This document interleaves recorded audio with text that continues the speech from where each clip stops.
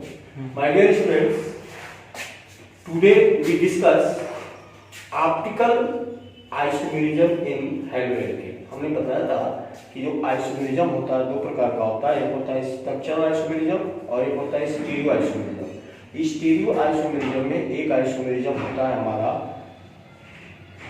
Geometrical isomerism और optical isomerism. तो alkyl halide में हम देखेंगे कि ये ऑप्टिकल आइसोमेरिज्म देता है। लेकिन ऑप्टिकल आइसोमेरिज्म क्या होता है, किसे कहते हैं ऑप्टिकल आइसोमेरिज्म, ये जानने से पहले कुछ चीजों को हम जानें। अगर हम लाइट देखें तो जो हमारा सिंपल लाइट होता है इसको हम ऑर्डिनरी लाइट कहते हैं। ये हमारा ऑर्डिनरी लाइट है। अगर इस लाइट को हम प्रिज्म से पास करें तो हमको मोनोक्रोमेटिक लाइट मिलती है। इस मोनोक्रोमेटिक लाइट को हम बोलते हैं पीपीएल, प्लेन पोलराइज्ड लाइट। तो हमने क्या समझा कि जो ऑर्डिनरी लाइट है, चाहे वो सनलाइट हो या ट्यूब लाइट हो, तो ये लाइट जो है इनके जो मूवमेंट होता है कैसा होता है, रैंडम होता है, रैंडम मूवमेंट होता है। लेकिन जब इसको हम प्रिज्म से पास करते हैं तो ये प्लेन पोलराइज्ड वन डायमेंशनल या मोनोक्रोमेटिक हो जाती है, जिसको हम पीपीएल कहते हैं। और ये जो हमारा प्रिज्म होता है ये बना होता है कैल्शियम कार्बोनेट का इनकॉर्पोरेट। ये आपने बात समझा। अब जो है हम देखते हैं कि कुछ ऐसे कंपाउंड है, नॉट ऑल बट सम, जिनके ऊपर अगर हम इस पीपीएल को डालते हैं तो ये पीपीएल लाइट को they are able to rotate either clockwise और एंटी क्लॉकवाइज। तो और इसी घटना को हम ऑप्टिकल एक्टिविटी कहते हैं और ऐसे कंपाउंड को हम ऑप्टिकल एक्टिव कंपाउंड कहेंगे। तो अगर हमसे पूछेगा कि ऑप्टिकल एक्टिविटी क्या है तो कहोगे the process in which a solution of certain compound are able to rotate plane polarised light towards clockwise और anti clockwise direction is known as optical activity. Clear? और ऐसा कंपाउंड जो ये काम न करे वो कहलाएगा ऑप्टिकल इनएक्टिव कंपाउंड। क्लियर? अब जो ऑप्टिकल एक्टिविटी है, अभी हमने क्या कहा कि अगर वो क्लॉकवाइज होता है या एंटी क्लॉक होता है, अगर क्लॉकवाइज मुड़ेगा तो उसको कहेंगे डेक्स्ट्रो रोटेटरी। क्या कहेंगे उसको? डेक्स्ट्रो रोटेटरी, या इसको हम डी आइसोमर कहते हैं, या इसी को हम पॉजिटिव आइसोमर भी कहते हैं। और अगर वो एंटी क्लॉक में होता है तो उसको हम लीवो रोटेटरी या उसको हम एल आइसोमर कहते हैं, उसको हम नेगेटिव आइसोमर कहते हैं। अब जो है हमको ये जानना है कि क्यों हमने सर्टेन कंपाउंड बोला है। तो अब कंडीशन ये है कि वही कंपाउंड ऑप्टिकल एक्टिव होगा if they contain chiral carbon और असिमेट्रिक कार्बन। अगर उसके पास असिमेट्रिक कार्बन है या कायरल कार्बन है तो ही ऑप्टिकल आइसोमेरिज्म देगा। बिकॉज अगर कायरल कार्बन है, अब सबसे पहले समझेंगे कि कायरल कार्बन क्या होगा या असिमेट्रिक कार्बन क्या होगा। तो अगर मालूम है कि कार्बन, कोई भी कार्बन, उसकी वैलेंसी 4 होगी। अगर वैलेंसी 4 है तो इनसे ग्रुप अटैच है, मान लो ए बी सी डी। एक carbon containing 4 different group is known as chiral carbon और असिमेट्रिक कार्बन। अगर चारों ग्रुप उसके अलग अलग हों तो ये असिमेट्रिक होगा या ये कायरल होगा। और इसका जो इमेज बनेगा, मान लो इसका जो इमेज आप बनाओगे तो हमें मालूम है कि जो मिरर इमेज बनता है ये लेटरल इन्वर्जन होता है। ऐसी स्थिति में इसका इमेज कैसा हो जाएगा, सी यहाँ आ जाएगा, ये यहाँ आ जाएगा, ये एज इट रहेगा। तो निश्चित है कि एसिमेट्रिक कार्बन हम उसे कहेंगे जिसका mirror image non super imposable हो। नॉन सुपर इम्पोजेबल का मतलब इस इमेज को अगर उठा के इस पे रखेंगे तो ए पे सी आएगा और सी पे ए आएगा। सिंपल। यानी आप ऐसे समझो जैसे मान लो आपने मिरर लिया है और आप इमेज मान लो आप जहाज का बना रहे हो, तो जहाज का इमेज क्या होगा, जहाज होगा। तो जहाज और जहाज दोनों का मिरर इमेज क्या हो गया, दूसरे पे चिपक जाएगा, तो इसको कहेंगे सुपर इम्पोज। यानी ये सुपर इम्पोज है। ये ऑप्टिकल आइसोमेरिज्म ऐसा नहीं देगा। लेकिन अगर आप कमल लेते हो तो कमल का इमेज क्या बनेगा, लमक बनेगा। निश्चित है को पे लो आएगा, लो पे को आएगा, तो इसको हम नॉन सुपर इम्पोज करते हैं। नॉन सुपर इम्पोज J1 कहते हैं। तो हम यही कहेंगे कि the compound having at least one asymmetric carbon are undergoes optical isomerism and they have isomer either they rotate plane polarised light towards clock और एंटी क्लॉक। अगर क्लॉक रोटेट करता है तो डेक्स्ट्रो होगा, एंटी क्लॉक रोटेट करता है तो lipo होगा। अब क्वेश्चन मार्क ये है कि ऐसा क्यों करेगा? तो हमने कहा कि असिमेट्रिक कार्बन वो होगा जिसके चारों ग्रुप डिफरेंट होंगे, अलग अलग होंगे। किसी भी कंपाउंड में अगर मान लो कि n असिमेट्रिक कार्बन है तो उनका टोटल ऑप्टिकल आइसोमर ये बराबर होगा 2 के पावर n के, where n is the number of asymmetric carbon। अब देखेंगे कि कोई भी कंपाउंड अगर दिया गया अगर उसके पास असिमेट्रिक कार्बन है तो ऑप्टिकली एक्टिव होगा। जैसे ग्लूकोज, अगर हम ग्लूकोज को देखें तो ग्लूकोज में 4 असिमेट्रिक कार्बन है, ये आपका ग्लूकोज है।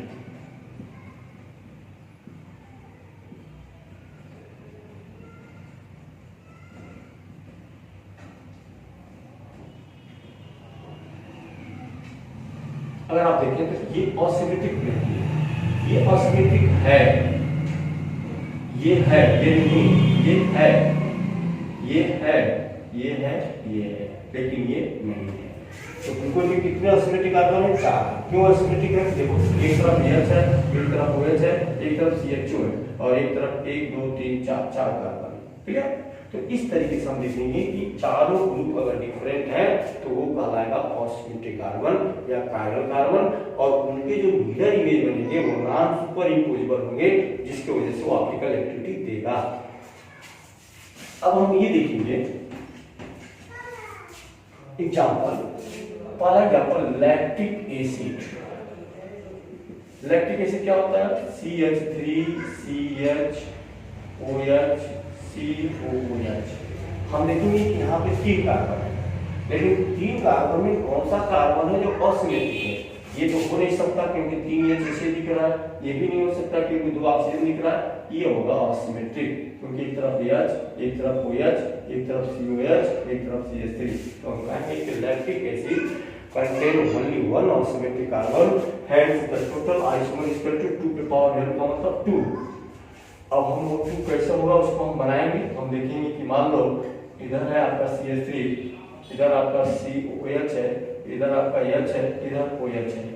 अब यहाँ पे इसको मिरर इसके सामने रखेंगे, इलेक्ट्रॉन इन्वर्जन हो जाएगा, इधर आ जाएगा OH H CH3 और COOH। तो हम क्या देखेंगे? अब ये हमारा मिरर और 2 इमेज बने।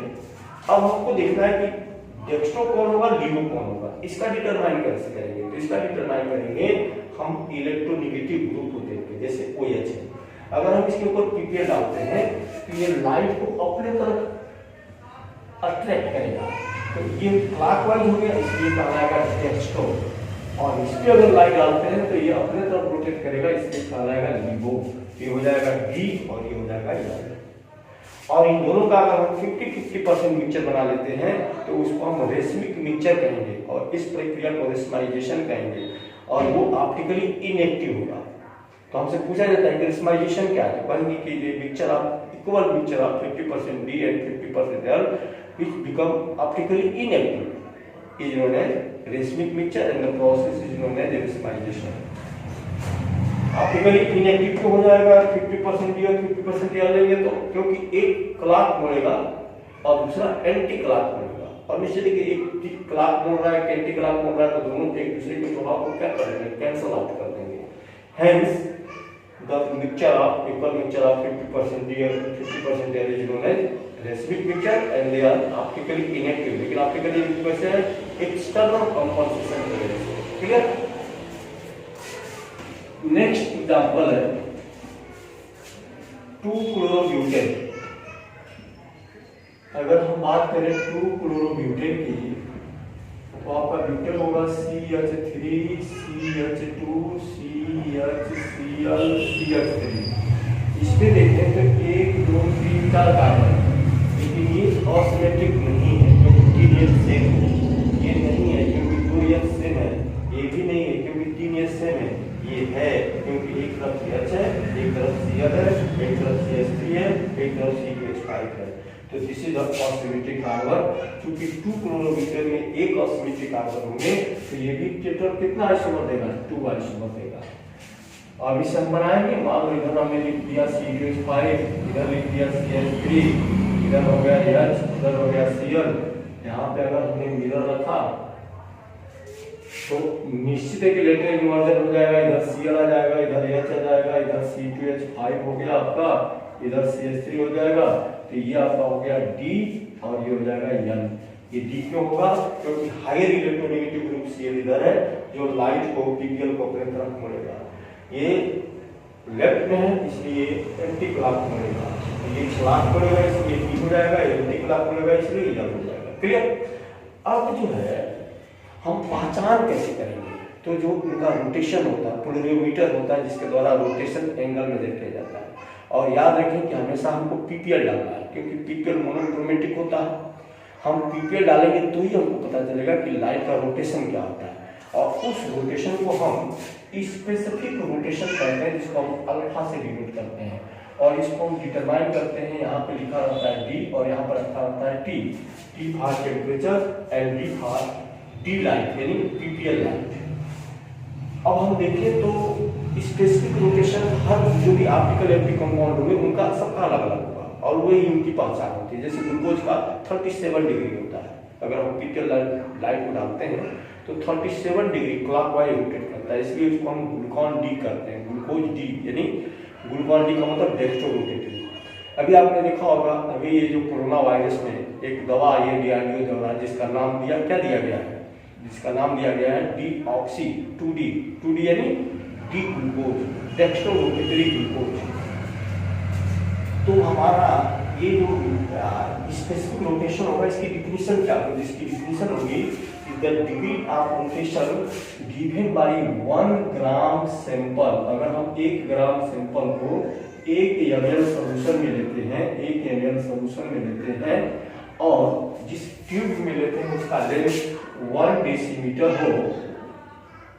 डेसीमीटर हो और पार्टिकुलर टेम्परेचर आपका T हो, तो जो एंगल पे PPL को रोटेट करेगा that rotation is known as specific rotation. तो कहेंगे कि the rotation created by 1 gram sample in 1 ml solution in a tube length of 1 decimetre is known as specific rotation.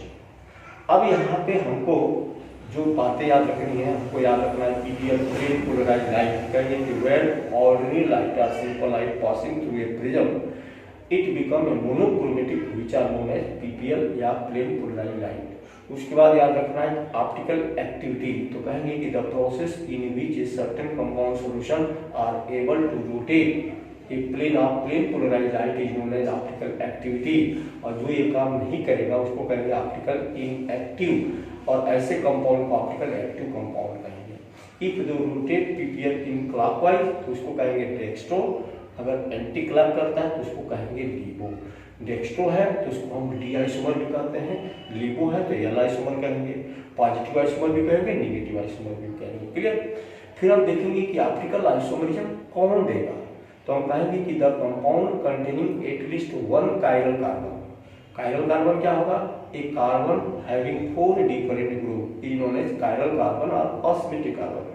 तो अगर उसके पास असिमेट्रिक कार्बन है तो उसका जो मिरर इमेज बनेगा वह नॉन सुपर इम्पोजेबल होगा, और नॉन सुपर इम्पोजेबल होगा तो ही वह ऑप्टिकल आइसोमर कहलाएगा। अब हमने कहा कि अगर ऑप्टिकल आइसोमर मान लो किसी में 2 है, जैसे सिमेट्रिक कार्बन 1 है तो आइसोमर बनेंगे, अगर D हो और L है तो 50% D मिक्सचर को और 50% L मिक्सचर को मिला दिया जाए तो क्या वो ऑप्टिकल एक्टिव रहेगा, नहीं, वो ऑप्टिकल इनएक्टिव बन जाएगा, क्योंकि एक्सटर्नल कंपनसेशन की वजह से उसके अंदर ऑप्टिकल इनएक्टिविटी का कैरेक्टर आ जाएगा। तो यहाँ पे हमको कुछ कंपाउंड दिए जाएंगे, पूछा जाएगा कि ऑप्टिकली एक्टिव होगा कि नहीं होगा, तो इसकी पहचान हम कैसे करेंगे, इसकी पहचान उसके हम कार्बन को देखेंगे, उसमें कोई ऐसा कार्बन है क्या जो असिमेट्रिक है। अगर असिमेट्रिक कार्बन रख रहा है तो दे आर ऑप्टिकल एक्टिव, अगर नहीं रख रहा है तो दे आर ऑप्टिकली इनएक्टिव। तो इस तरीके से आज की इस वीडियो में हमने कॉन्सेप्ट क्लियर किया अपना ऑप्टिकल आइसोमेरिज्म का। हमने क्या कहा कि a phenomena in which a certain compound solution are able to rotate plane polarised light towards clockwise और anti clockwise is known as optical isomerism. और ऐसे कंपाउंड को हम कहेंगे ऑप्टिकल आइसोमर और optical active compound. Okay, thanks. Next video हमारा haloarene के ऊपर होगा, जहां हम पढ़ेंगे हेलोइरिन क्या है, हेलोइरिन का प्रिपरेशन कैसे करेंगे और उनकी केमिकल प्रॉपर्टी क्या होगी। थैंक्स।